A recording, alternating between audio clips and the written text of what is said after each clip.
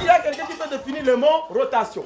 La rotation, c'est quand la tête tourne autour des mains.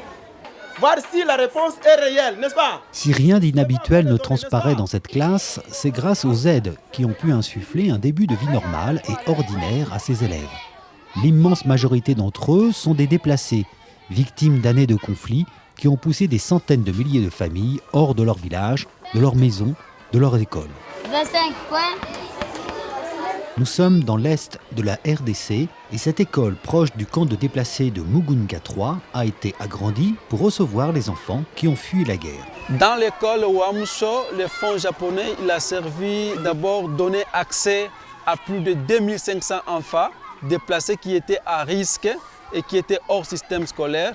On a réhabilité les salles de classe, on a doté des kits récréatifs, des kits scolaires, des kits didactiques pour l'école.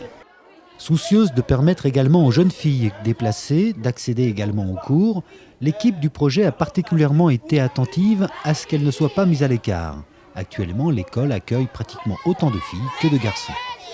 D'autre part, pour faire face à l'augmentation d'élèves, le projet a recruté et formé de nombreux professeurs. Certains d'entre eux sont eux-mêmes des déplacés, car les adultes du camp ne s'y trompent pas. L'éducation est essentielle pour donner un avenir à ses enfants et de plus, l'école apporte un peu de stabilité, au moins pendant le temps où les enfants sont en classe. Je me sens tellement utile. C'est très important puisque ça les protège contre plusieurs dangers. Les heures dont ils passent à l'école, ils pouvaient se heurter à des problèmes. Alors, nous sommes avec eux et nous sommes en train de nettoyer leurs capacités, leurs traumatismes et ainsi de suite. Plus loin, dans les terres du Kivu où se sont déroulés les affrontements, les élèves qui n'ont pas fui ne sont guère mieux lotis. Souvent, les écoles ont servi de campement pour les militaires. Les murs, les tables, les chaises ont été utilisés comme bois de chauffe. Après leur départ et la paix enfin revenue, c'est une école dévastée que les élèves ont retrouvée. Les parents se sont alors mobilisés pour la reconstruire avec les moyens du bord.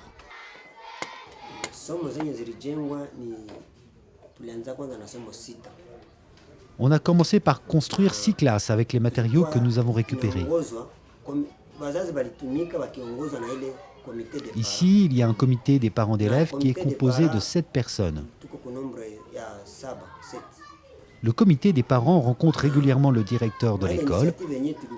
Nous discutons ensemble des initiatives que nous voulons prendre et là, nous réfléchissons à la suite que nous allons donner maintenant. Appuyés par le gouvernement japonais et l'UNICEF, les parents ont également investi dans l'achat de pierres. Leur objectif, à terme, est de remplacer les planches en bois. Comme tous les habitants de cette région qui cherchent une paix enfin stable, les parents de l'école de Bweremana voudraient aussi que l'établissement soit plus solide, pour apporter durablement et dans de bonnes conditions l'enseignement indispensable pour le futur de leurs enfants.